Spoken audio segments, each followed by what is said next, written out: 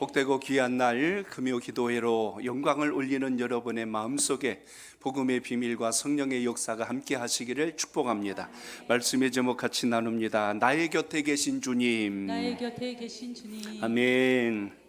오늘도 주님을 뜨겁게 여러분의 심령 속에 새기심으로 삶 속에 오는 모든 위기와 어려움이 극복되고 이겨지는 역사가 있기를 축복합니다. 아프리카 정글을 탐험한 어느 학자들의 이야기입니다. 재미난 실험을 하나 있어요. 그 지역에 일정한 구역을 정해놓고 그 지역 안에 있는 모든 짐승들, 그 짐승들, 동물들을 하나씩 한번 치워보면 어떤 현상이 일어날까를 실험을 했습니다. 그 중에 하나가 뭐냐면 새들이 살지 못하도록 새들을 먼저 제거하는 일을 했어요. 그랬더니 어떤 일이 생겼냐면 숲속이 어쩌면 이렇게 조용한지, 새들이 울지 않으니까 숲속이 마치 그냥 아주 그냥 아무 살아있는 생명체가 없는 것처럼 조용한 현상이 일어났어요. 근데 그 다음에는 이제 뭘 옮겨봤냐면 원숭이들을 치워봤어요. 그랬더니 어떤 일이 생겼냐면 나무들을 망가뜨리면 원숭이들이 다니니까 굉장히 숲을 훼손한 줄 알았는데 오히려 원숭이들을 제거하니까 숲의 나무들이 서로 엉키면서 썩어가는 현상들이 일어나는 것을 보았답니다. 그리고 마지막으로는 이제 뱀을 한번 치워봤대요.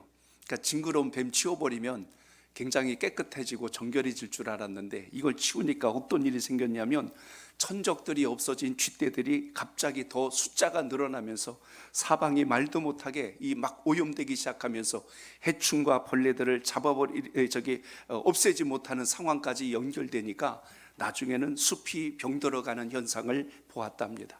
그 결과로 보고한 내용이 무엇이냐면 하나님께서 지어주신 자연 만물에 필요 없이 존재하는 건 하나도 없구나라는 것을 보았다는 겁니다. 그러니까 인생을 살다 보면 그런 생각을 해요. 저 인간만 없으면 내가 살 것 같아 하고 하는 생각들을 가질 때 있는데 여러분이 그렇게 싫어하는 그 인간도 누군가는 굉장히 좋아하고 누군가는 굉장히 사랑하는 사람도 있다는 이야기죠. 그러므로 내 눈에 차지 않고 내 마음에 들지 않는다고 세상이 잘못돼 가는 게 아니고 우리의 시선은 항상 환경과 세상이 아니라 주님을 향할 수 있는 은혜가 있기를 주의 이름으로 축복합니다. 어느 목공소에 연장들이 있었어요. 이걸 약간 좀 의인화해서 만든 이야기겠지만 의미가 있어서 한번 좀 인용하려고 합니다. 거기에 이제 연장들이 모여가지고 이제 잠깐 자기들이 이야기를 시작했어요. 망치가 사회를 봤답니다. 망치가 나서가지고 사회를 보는데 회의 도중에 갑자기 회원 몇 명이 반기를 들었대요. 그 중에 첫 번째 반기를 누가 들었냐면 거기 옆에 있던 이제 누가 얘기했어요. 망치는 우리의 회장으로 합당하지 않습니다. 물러가십시오 하고 이렇게 누가 이야기를 했나 봐요. 그랬더니 망치가 그걸 보고 이렇게 이야기를 시작하더래요. 뭐라고 얘기했냐면 왜 내가 내려가야 됩니까? 라고 얘기했더니 망치 당신은 항상 부수고 깨트리고 시끄러운 소리만 내니까 안 될 것 같습니다 하고 이야기를 하자 망치가 이렇게 이야기를 하더래요. 좋습니다. 나 스스로의 결정을 인정하겠습니다. 나는 깨트리고 부수는 일을 합니다. 그런데 나만 내려갈 수 없을 것 같습니다. 그게 무슨 소리입니까? 그랬더니 이렇게 이야기하는 거예요. 내 옆에 있는 저 대표도 내려가야 됩니다. 그래서 아니 대표는 왜 또 데리고 가려고 합니까? 그랬더니 이렇게 이야기해요. 대표는 깊이가 없습니다. 항상 다른 사람의 껍질만 벗기려고 들지 제대로 되지 않았습니다 하고 이렇게 이야기하자 대표가 화가 났대요. 그래서 또 이렇게 이야기를 합니다. 나뿐 아니라 저기 있는 저 줄자도 데리고 가야 되는데 왜 그러냐 그랬더니 항상 저 줄자는 자기만 옳다고 그러고 맨날 제기만 할 줄 알고 덕이 없기 때문에 합당하지 않습니다. 여기서 빼내야 됩니다 하고 이야기하니까 줄자는 그럼 가만히 있었겠어요? 줄자도 이야기합니다. 나만 내려갈 것이 아니라 저 톱도 나가야 됩니다. 저 톱이란 것은 항상 분리운동만 한데 여기도 잘라버리고 저기도 잘라버리고 그러니 안 된다는 거예요. 이렇게 소란하고 시끄러웠는데 톱도 한마디 하더래요. 저 사포도 데려가야 됩니다. 사포는 너무나 거칠어서 여기저기 긁어만 되지 쓸 데가 없습니다. 그런데 그 목공소의 주인이 나타나서 이 연장들을 다 챙기더니 뭘 했을까요? 집을 짓는 일을 시작을 하는데 이 연장들이 다 모여지니까 멋진 집을 완성하는데 다 필요한 도구로 쓰여졌다는 우화와 같은 이야기가 있어요. 아마 이런 이야기도 여러분은 충분히 감이 오실 겁니다. 한 자리에 지금 앉아 있지만 다 성격이 다르고 생각이 다르고 성품이 달라요. 다른 사람들이 모여 있지만 그 속에서도 일하시는 분이 우리 주님이시라면 주님께서 우리 각자를 통하여 영광을 나타내신다는 걸 잊지 마시고 믿음의 자리에 서시길 축복합니다. 왜 서론을 이렇게 말씀드리냐면 오늘 사도 바울이 그 이야기를 하고 있는 거예요. 바울이 복음 사역을 하니까 모두 다 바울 편이 돼서 좋은 일을 하고 선한 일을 하면 참 좋겠습니다. 그런데 오늘 사도 바울의 이야기를 가만히 읽어보니까 바울 곁에는 세 부류의 사람들이 있었어요. 가장 먼저 여러분 우리 10절을 한번 읽어볼까요? 10절입니다. 시작. 대만은 이 세상을 사랑하여 나를 버리고 데살로니가로 갔고 그레스게는 갈라디아로 디도는 달마디아로 갔고. 아멘. 여기 보니까요 바울 곁에 있는 게 아니라 떠나는 사람들도 있더라라고 오늘 본문이 기록하고 있습니다. 그런데 이런 사람만 있는 게 아니라 거기 또 누가 나오냐면 14절을 여러분 같이 보시기 바랍니다. 14절 시작. 구리 세공업자 알렉산더가 내게 해를 많이 입혔음에 주께서 그 행한 대로 그에게 갚으시리니. 아멘. 사도 바울 곁에서 함께 오랫동안 복음의 수고를 했던 사람들 가운데 떠난 자도 있지만 오늘 여기 보니까 바울을 힘들게 하고 괴롭게 한 자도 있대요. 거기 보니까 내게 해를 많이 입혔음에 라고 이렇게 기록된 것을 우리가 볼 수가 있습니다. 그런데 이들만 있는 게 아니라 바울이 오늘 본격적으로 강조하고 싶었던 사람들이 있는데 그게 오늘 여기 보니까 9절 그 다음에 11절 이렇게 여기 11절에 소개된 사람들을 볼 수가 있습니다. 여러분 9절을 볼까요? 9절 뭐라고 합니까? 너는 어서 속히 내게로 오라 그랬어요. 디모데 후서니까 누구에게 썼을까요? 글쎄 모르겠는데요. 그러지 말고 누구야? 디모데에게 쓴 편지요. 근데 디모데에게 편지를 보내면서 그러는 거예요. 너는 어서 속히 내게로 오라. 바울이 찾는 사람이 있더라니까요. 여러분이 급하고 힘들 때 어려울 때 가장 먼저 떠오르는 사람들이 있을 겁니다. 사도 바울에게 있어서는 디모데에게 이야기합니다. 너는 어서 속히 내게로 오라. 바울은 지금 옥중에 갇혀 있는 상황입니다. 그런데 자신을 위해서 지금 돕는 손길, 함께하는 손길이 지금 필요하여 디모데를 요청하는 장면을 보는데요. 11절에 보니까 또 이렇게 말씀을 합니다. 자, 11절도 보세요. 시작. 누가만 나와 함께 있느니라. 내가 올 때에 마가를 데리고 오라. 그가 나의 일에 유익하니라. 아멘. 여기 보니까 누가만 나와 함께 있느니라 그랬어요. 계속하여 곁에 누가 있었다? 누가가 있었대요. 그리고 또 바로 이어서 나온 게 누구냐면 마가도 데리고 오라 라고 오늘 이렇게 기록합니다. 바울이 곁에 함께하고 싶은 사람들, 늘 바울이 필요로 했던 사람들, 늘 힘이 되고 위로가 됐던 사람들도 있다고 오늘 본문이 말씀합니다. 사도 바울과 함께 동고동락했던 사람들, 수고할 때 함께 눈물과 땀을 흘렸던 사람들, 기쁠 때 함께 기뻐하고 박수를 쳐줬던 사람들, 오늘 그들이 있었는데요, 그 곁에는 함께하는 사람들도 있었구나 하는 것을 우리가 보게 됩니다. 예수님의 사역을 한번 가만히 놓고 보세요. 주님이 이 땅에서 복음 사역을 시작하고 공생애를 시작하실 때 그때 곁에 함께했던 제자들도 있었지만 예수님이 하시는 사역을 못마땅하게 여겼던 자들도 있었습니다. 바리새인들, 서기관들, 율법사들 할 것 없이 그들이 주님께서 하시는 일을 사사건건 거기에 또한 반기를 들었고 대적을 했고 계속하여 비난과 모함을 했던 것을 우리가 볼 수가 있습니다. 계획적으로 주님을 죽이려고 궁리를 했고 주님의 약점을 찾아내려고 계속 혈안이 되었던 사람들, 신앙생활을 하면서 어떤 사람은 은혜 받으려고 최선을 다하는데 어떤 사람은 딴지를 거는데 목숨과 사명을 건 것처럼 그렇게 하는 사람도 있더라 그겁니다. 예수님의 제자 가운데는 예수님을 팔려고 했던 가룟 유다도 있었고 주님을 위해서 목숨을 내놓겠다고 했던 베드로도 있었어요. 그러나 십자가 사건 앞에서는 모두가 다 무너지고 쓰러진 것을 우리가 보게 됩니다. 결국 제자들이 제자답게 세워질 때가 언제였어요? 예수님께서 십자가 사건 뒤에 3일 후에 다시 부활의 영광의 실체로 나타났을 때 제자들은 비로소 주님께서 하신 말씀이 무엇인지를 깨닫고 이제는 복음을 위해서 생명을 거는 자들로 변화된 줄로 믿으시기 바랍니다. 그럼 사도 바울은 안 그랬을까? 사도 바울도 오늘 본문의 말씀처럼 함께 동역을 이뤘던 사람들도 있었고 대적하는 사람들도 있었고 떠나는 자들도 있었더라. 오늘 이렇게 말씀을 합니다. 오늘날 우리가 신앙생활을 할 때 나는 주님 앞에 말씀 앞에 힘을 다하여 주님과 함께하는 신앙인가? 아니면 주님을 멀찍이 떨어져서 구경하는 방관자는 아닌가? 오늘 바울이 이런 다양한 상황 속에서 일어날 수 있는 힘이 어디에서 있었을까를 가만히 보니까요, 오늘 본문에 바울에게서 우리가 승리하는 비결을 하나 찾아냅니다.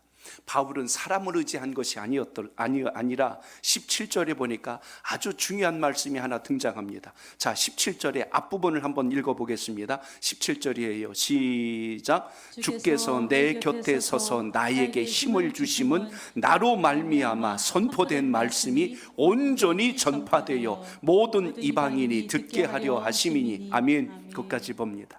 자, 저를 따라합니다. 주께서 내 곁에 서서 나에게 힘을 주심은. 오늘 기도하실 때 이 말씀을 꼭 붙드시고 승리하는 기도가 있기를 바랍니다. 인생을 살면 내 마음에 맞는 사람도 있고 맞지 않는 사람도 있을 수 있어요. 그래서 내 인생이 잘못되고 꼬였다는 것이 아니라 우리가 믿고 신앙할 때 무엇을 붙들고 가는 게 중요한가? 그걸 오늘 본문에서 봅니다. 사도 바울은 1차, 2차, 3차 전도여행을 떠나는 그 길이 항상 그를 환영하는 사람들만 있지 않았어요. 죽이려고 하는 유대인 가운데 40명의 결사대가 있을 만큼 바울의 그 전도 사역은 녹록하지 못했습니다. 그러나 모든 걸 이길 수 있는 힘의 근원이 어디였을까를 본다면 오늘 17절 말씀처럼 주께서 내 곁에 서서 나에게 힘을 주심은. 오늘 여러분 이 귀한 기도의 시간에 여러분의 간구와 기도를 들으시는 분이 주님이 되시길 축복합니다. 옆사람 잘 들으라고 크게 기도하는 게 아니고 주님 앞에 여러분의 심령을 열고 간구하는 기도가 있기를 바랍니다. 우리가 찬송을 해도 기도를 해도 말씀을 묵상해도 주님을 바라보고 할 때 인생에 답이 나온다는 것을 오늘도 잊지 않길 바랍니다. 그래서 바울의 사역 속에서 기억할 만한 아주 중요한 대목이 바로 이 부분입니다. 사도행전에 보면 거의 바울의 행전이라 할 만큼 바울이 전도 사역을 하면서 경험했던 말씀들이 주옥같이 기록되어 있는데 거기서 주목할 게 바로 뭐냐면 이 말씀이에요. 주께서 내 곁에 서서 나에게 힘을 주심은. 왜 그러했냐면 사도행전 18장에 보니까요, 사도 바울이 복음을 증거하다가 주님을 환상 가운데 만나게 됐는데 그때 주님께서 바울의 그 두려운 마음속에 이런 음성을 들려주시는 거예요. 두려워하지 마라, 잠잠하지 마라, 내가 너와 함께 할 것이니라. 하나님은 바울이 가는 길마다 어떻게 하신다고 했냐면 내가 너와 동행할 것이니 너 앞에 어떤 어려움과 위기가 온다고 그걸로 주저앉거나 두려워하지 말라. 바울은 주의 음성에 대한 확신과 믿음이 있었기에 그가 가는 모든 길 속에서 두려워하거나 낙심하지 않고 이겨낼 수 있는 힘을 주님으로부터 공급받았다는 것을 기억하시길 바랍니다. 사도행전 18장 10절에 보니까 이런 말씀이 나와요. 내가 너와 함께 있음에 아무 사람도 너를 대적하여 해롭게 할 수 없느니라. 그 누구도 너를 대적하여 쓰러뜨릴 수 없다라고 말씀이 기록했어요. 근데 우리는 주의 음성보다 세상에서 들리는 소리가 더 큰 거예요. 그러니까 주님에 대한 신뢰도가 자꾸 땅에 떨어집니다. 불안하고 걱정하고 염려하고 하나님이 하실 것을 신뢰하지 못하니까 내가 걱정하고 내가 계획하고 내가 길을 만들려고 그래요. 하나님께서 만든 길이 쉬울까요? 내가 만든 길이 쉬울까요? 그래요. 우리 입으로는 하나님 그랬단 말이에요. 근데 예배당 문턱만 돌아서면 이제 내가 어떻게 해야 되지 하고 내가 자꾸만 일을 만들려고 합니다. 오늘 바울이 그렇게 담대하게 복음을 전할 수 있었던 이유가 있다면 바로 그겁니다. 사도행전 23장 11절도 보니까 거기 하나님의 음성에 대한 말씀이 기록되어 있는데 그날 밤에 주께서 이르시되 담대하라, 내가 예루살렘에서 나의 일을 증언한 것 같이 로마에서도 증언하여야 하리라. 예루살렘에서 한 복음의 증거가 어디까지 간대요? 로마에까지 간다. 그러면 예루살렘에서 로마까지 가기 전에 어떤 어려움과 위기가 있다 할지라도 바울이 담대할 수 있는 이유는 마지막 나에 가야 할 곳이 그곳이기에 중간의 여정에서 오는 어떤 힘겨운 일도 결코 바울을 쓰러뜨릴 수 없다는 걸 믿고 믿음 가운데 향하였다는 것을 잊지 않길 바랍니다. 그러므로 오늘 이 시간 기도하는 여러분의 간구도 마찬가지예요.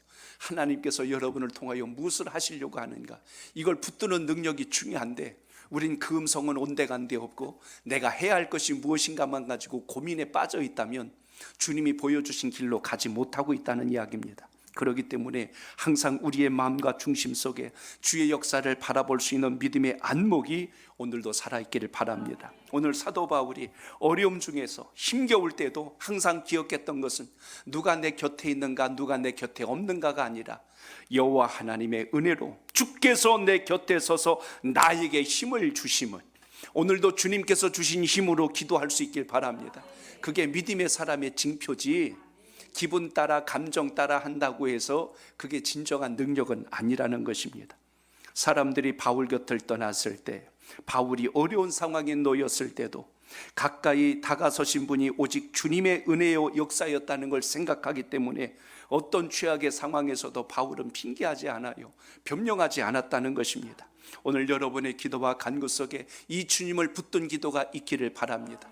성탄의 큰 기쁨이 뭡니까? 예수님께서 이 땅에 나의 구원을 완성하시기 위하여 오셨다는 사실. 우리는 임마누엘의 하나님의 은총을 기억합니다. 하나님께서 나와 함께 하셨습니다. 이것이 입술의 고백과 이론이 아니라 여러분 신앙과 믿음의 실체가 꼭 되시길 바랍니다. 신학자 브루스는 이런 이야기를 해요. 그가 쓴 책 가운데 바울 곁의 사람들이란 책에 나오는 한 부분을 좀 인용합니다. 거기 그런 말이 나와요. 자석 주변에 쇠붙이가 달라붙듯이 바울 주위에는 언제나 동역자들이 모여들었다라고 그랬어요. 여러분이 하나님께서 주신 꿈을 갖고 하나님이 주시는 비전을 붙으면 하나님께서 뭘 붙여주세요? 사람도 물질도 환경도 만들어 가신다는 걸 잊지 않길 바랍니다. 내 계획과 생각을 붙들고 가니까 주님의 역사가 아니라 내 욕망에 의한 환경이 열려지는 것이지만 하나님의 뜻을 붙든 인생은 반드시 주님께서 그 일을 감당토록 역사해 주셨다는 것을 잊지 않길 바랍니다. 바울의 선교 사역의 특징 중에 하나가 뭐냐면 바울과 함께 했던 사람들입니다. 로마서의 마지막 16장에 보면 함께 했던 동역자들의 이름을 쭉 나열하지요. 그리고 바울이 썼던 서신들마다 등장하는 이름들이 있어요. 누구를 기억하라, 누구를 문안하라, 사랑하는 내 누구요 하고 이렇게 계속 고백하는 동역자들의 이름이 있어요. 바울이 그 고단한 복음 사역의 길을 감당할 수 있는 것은 하나님께서 붙여주시고 동역하라고 하신 믿음의 일꾼들이 있었기에 가능했다면 오늘 이 시간 여러분의 기도는 혼자 외치는 메아리가 아니라 하나님의 역사를 이뤄내는 능력의 기도가 되시기를 바랍니다. 어느 시대이든 여러분 사람이 중요했다는 것을 우리는 잊으면 안 됩니다. 하나님은 역사를 이끌어 가시는데요, 그 역사 때마다 그곳에 하나님이 쓰실 사람들을 두셨다는 것입니다. 이 시간도 여러분이 기도해야 될 이유, 오늘 주님 앞에 나와서 부르짖어야 될 이유, 하나님은 여러분을 통하여 하실 일이 분명히 있었기에 오늘 이 자리 기도의 자리로 인도해 주심을 잊지 않길 바랍니다. 오늘 본문에 보시면 사도 바울이 자신과 함께 헌신적으로 일했던 동역자들의 이름을 쭉 나열하게 되는데 바울 곁에 함께 했던 동역자들의 이름을 쭉 전체 모아놓으면 최하 70명이 넘어요. 바울의 전도 사역에 정말 힘있는 동역자들이 되어준 사람들입니다. 이 인물들 가운데 함께한 사람들 중에 오늘 본문에 보면 데마도 있었고 그레스게도 있었고 디도도 있었고 누가도 있었고 마가도 있었어요. 오늘 여기 소개된 알렉산더도 그런 인물 중에 한 사람이었을 것입니다. 그런데 바울 곁에서 충성한 사람들이 있는데 바울 곁에서 모두가 다 그러지는 않았어요. 오늘 이렇게 이름을 거명할 정도면 바울과 웬만한 친분이 아니라 함께 했던 사람들입니다. 데마도 그랬고 마가도 그랬고 누가도 그랬어요. 이 세 사람의 공통점이 뭐냐면 바울이 복음을 전하다 옥중에 갇혔을 때 그 곁에서 바울과 함께 동역하며 함께 수고했던 사람들입니다. 그런데 시간이 점점 흐르면서 문제가 생겨요. 이들이 점점 바울 곁에 있지를 않는 겁니다. 당시에 로마의 죄수를 다루는 방법 중에 조금 지금과 다른 게 있다면 그 감옥 안에 가택연금도 포함합니다. 종들이 들어갔다가 나왔다 할 수 있는 특이한 것을 우리가 주목합니다. 왜냐하면 바울이 서신을 쓸 때요, 그 편지가 다 전달되는 걸 보면 바울 곁에 수종들거나 함께 했던 사람들이 늘 곁에 있었다는 사실을 볼 수가 있습니다. 그렇기 때문에 오늘 이와 같이 바울이 기억하는 사람들을 우리가 다시 한번 묵상해 보면 나는 어느 부류에 속했을까 하는 것을 살펴볼 수 있다는 것입니다. 그래서 오늘 좀 대마를 좀 살펴봤어요. 대마가 어떤 사람인가? 자, 저를 한번 먼저 따라합니다. 초심을 잃지 말아야 합니다. 초심을 잃지 말아야 합니다. 아멘. 그래요. 신앙할 때 제일 중요한 것은 처음 주님 만났을 때 그 은혜를 잘 간직하셔서 주님의 쓰시는 그 복된 자리에 여러분 서시길 바랍니다. 아멘. 대마란 이름을 원문에 찾아보니까요, 인기가 있다라고 이름이 참 그래요. 꼭 이름과 똑같진 않아도 이름값 한다고 하지요. 대마는 아마도 그 시대에 복음의 은혜를 입고 정말 모든 사람들이 볼 때 칭찬받을 만했고 인정받을 만하고 요즘 말로 하면 그냥 인기가 정말 짱이었던 사람이 아니었을까 하는 것을 보게 됩니다. 그런데 바울이 이처럼 처음에는 예수를 믿고 바울을 통하여 제자가 되고 열심히 복음 사역에 동참했던 사람입니다. 그의 믿음이 참 처음에는 뜨겁고 열정이 있었을 것으로 생각할 수 있는 것은 그가 오늘 제일 먼저 그의 이름을 거명하는 것을 보면 참 가까이에서 열심히 했구나 하는 것을 봅니다. 그런데 바울이 1차, 2차 감옥에 계속 갇혀 있을 때에 선교의 열정이 점점 그에게 식어져 가서 결국 바울 곁을 떠나서 오늘 본문에 보니까 세상을 사랑하여라고 기록되어 있어요. 이 말은 하나님의 은혜도 알고 능력도 알았는데 기존에 자기가 알고 있었던 세상으로 다시 넘어가 버렸다라는 의미에서 우리가 이 대목을 보셔야 합니다. 대마는 이 세상을 사랑하여 나를 버렸고 데살로니가로 갔다고 했는데 아마도 데살로니가는 대마의 고향으로 비춰질 수 있습니다. 이것을 본다면 오늘 가장 귀한 것을 알고도 그 귀한 것을 끝까지 붙들지 못하는 사람, 신앙을 아예 하지 않았고 몰랐다면 몰라도 주님이 무엇인지를 알았고 은혜를 알았던 사람이 오늘 바울 곁을 떠났다는 것은 오늘 그에게 준 사명의 본질을 놓쳤다는 것을 우리가 여기서 보게 됩니다. 여러분의 신앙 인격이 주님 안에서 건강하고 아름답게 세워지기를 주의 이름으로 축복합니다. 아멘. 어느 날 그에게 세상의 유혹이 다가오지 않았을까 싶습니다. 한두 번은 버텨내고 견뎌낼 수 있지만 주님의 은혜가 뿌리 깊게 내리지 못하면 결국에 가서는 쓰러질 수밖에 없는 것이 우리 인생의 모습입니다. 여러분의 신앙은 길이로 말하는 것이 아니라 깊이로 말할 수 있기를 축복합니다. 주님 앞에 여러분의 영적 뿌리가 잘 내려 있으면 하나님을 향해서 기도하고 간구할 때 복음의 본질을 붙들고 승리한다는 것을 오늘도 잊지 않길 바랍니다. 세상을 사랑해서 세상 속에 빠진 대마가 있다면 주님을 뜨겁게 사랑해서 더 주님에 속한 자도 오늘 말씀에 등장하듯이 여러분의 신앙이 주님을 향한 한결같은 마음이 이 세상의 환경으로 인하여서 변질되지 않고 승리하는 믿음이 되시기를 주의 이름으로 축복합니다. 그 기도의 중심 속에 오늘 주님의 역사가 있었다면 오늘 여기 보시면 또 한 사람을 우리는 기억할 수가 있습니다. 11절에 보시면 거기 마가를 데리고 오라라는 말씀이 나옵니다. 저는 마가를 보면서 중요한 생각을 하나 있어요. 저를 따라합니다. 주님 편에서 유익한 사람이 되어야 합니다. 유익한 사람이 되어야 합니다. 세상에 유익한 자가 아니라 주님 편에서 유익한 자가 되시길 바랍니다. 바울이 그렇게 고백을 했어요. 오늘 마가를 통하여 이야기했던 것이 뭐냐면 11절에 보니까 그가 나의 일에 유익하니라 라고 그랬어요. 여러분 주님 편에 유익한 자가 되시길 바랍니다.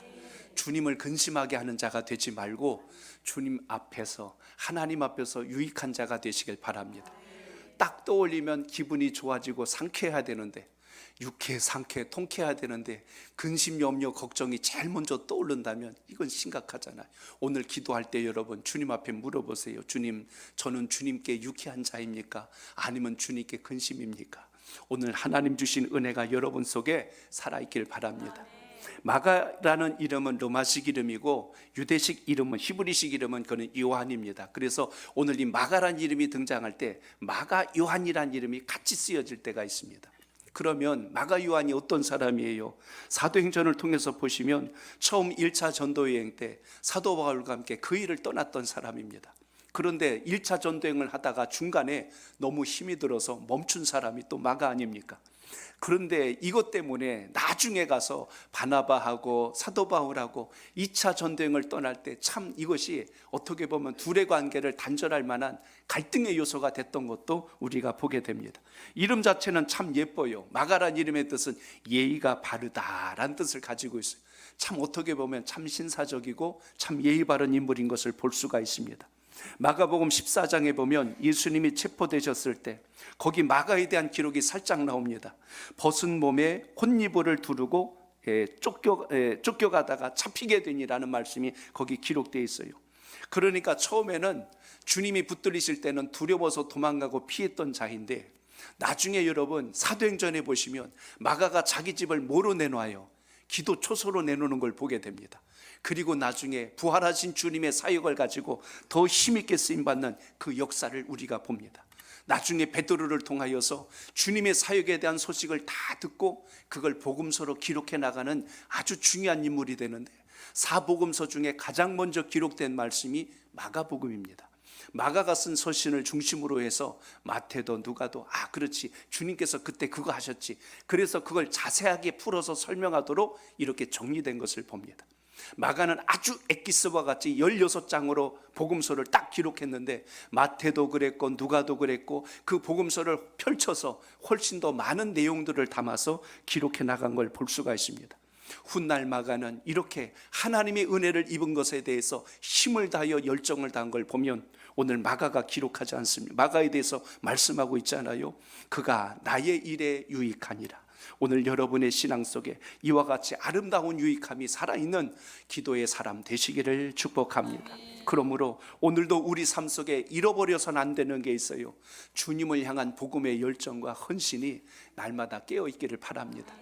하나님 일을 열심히 할 때는요 몇 가지가 때로는 우리에게 걸림이 될 때가 있어요. 거기에는 시간이 들어갑니다. 내 물질도 들어가요. 나의 재능과 은사도 들어갑니다. 또 열심히 일하다 보면 또 어떤 사람이 시기해서 욕을 먹을 때도 있어요.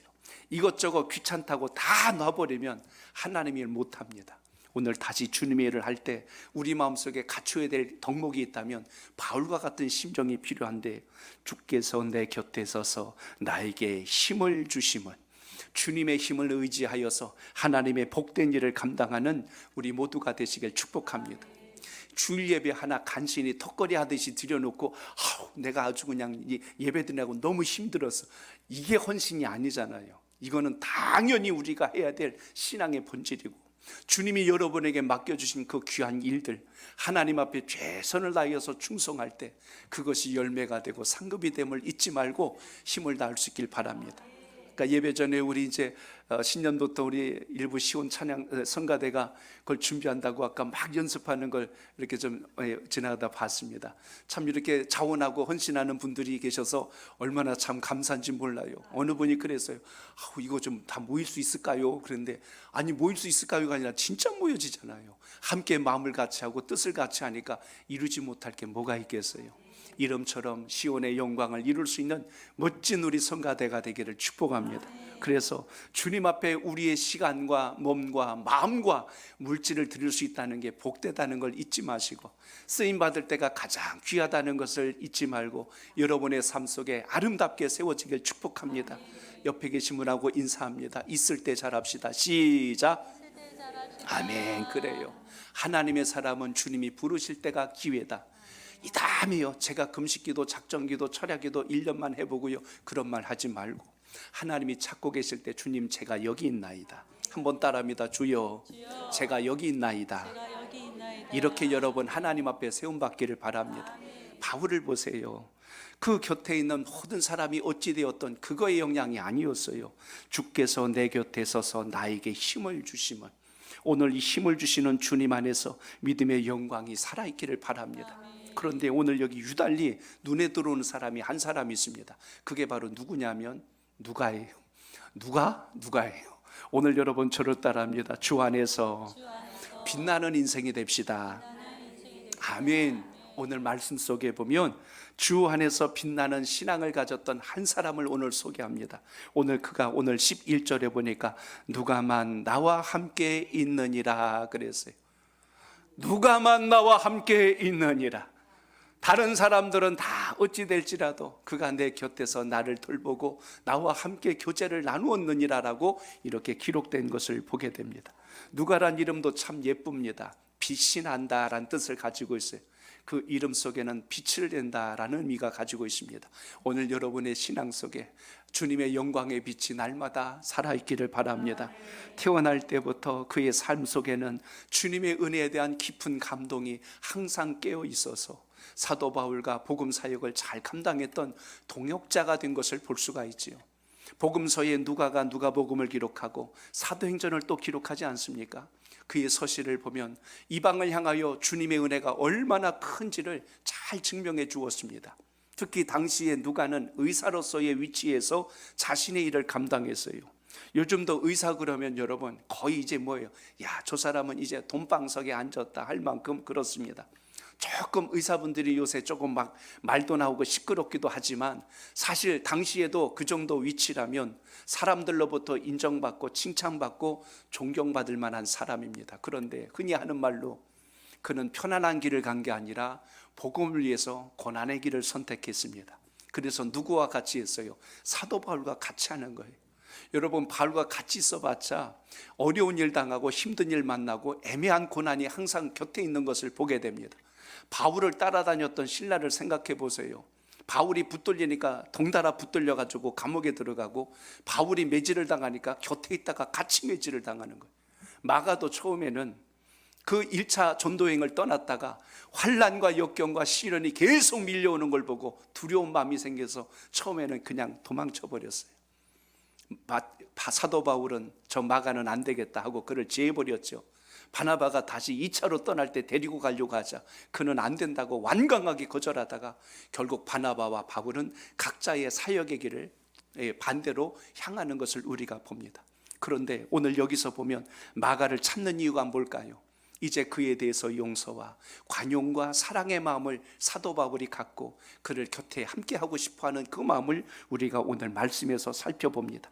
오늘 여러분의 신앙이 항상 꺼지지 않는 불꽃같이 일어날 수 있는 믿음의 사람 되시길 바랍니다. 그러므로 바울을 통해서 오늘 주님을 만난 이후에 자신이 가졌던 의술을 통하여 바울을 위하여 그의 몸도 살펴주었을 뿐만 아니라 또 그가 썼던 서신서를 보면 많은 환자들이 깨끗함을 입고 온전함을 입을 때 그 병의 묘사를 자세하게 기록하는 그의 서신서를 본다면 오늘도 우리가 복음을 통하여 기억해야 될 것은 오늘 여러분 각자에게 주신 은사를 소홀히 여기지 말고 아름답게 쓰임받는 주의 사람 되시길 축복합니다.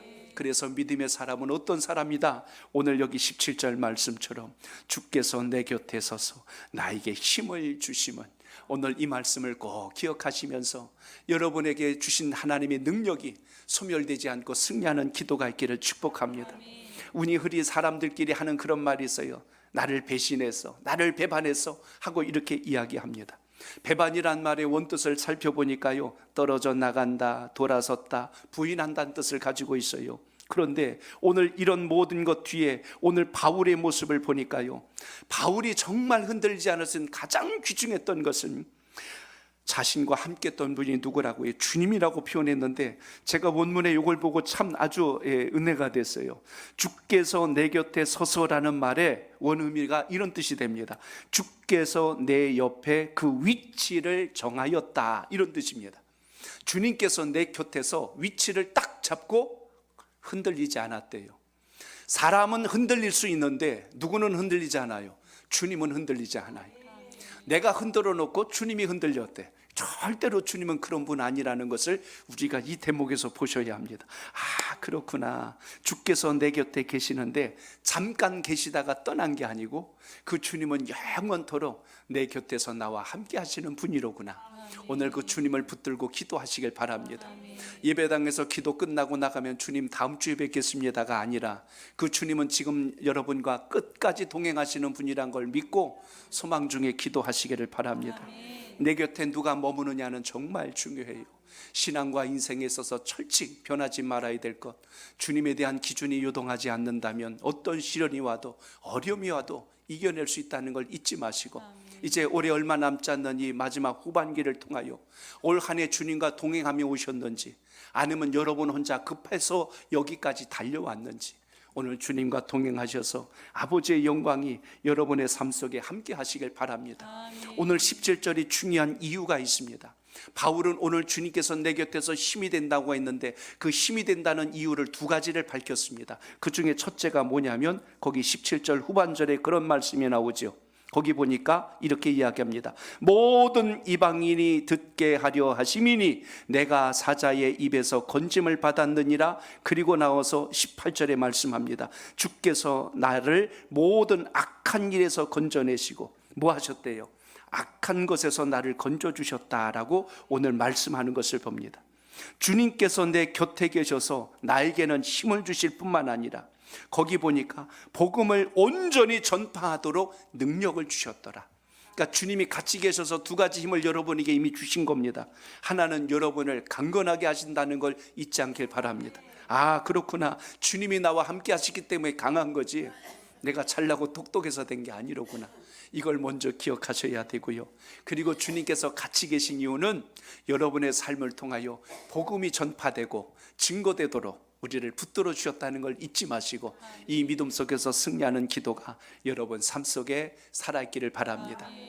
오늘 다시 한 번 더 기도할 때 홀로 가는 여러분의 길이 되지 마시고 주님을 뜨겁게 그리고 깊이 만나셔서 아버지의 영광이 함께하는 축복의 주인공 꼭 되시기를 주의 이름으로 축복합니다.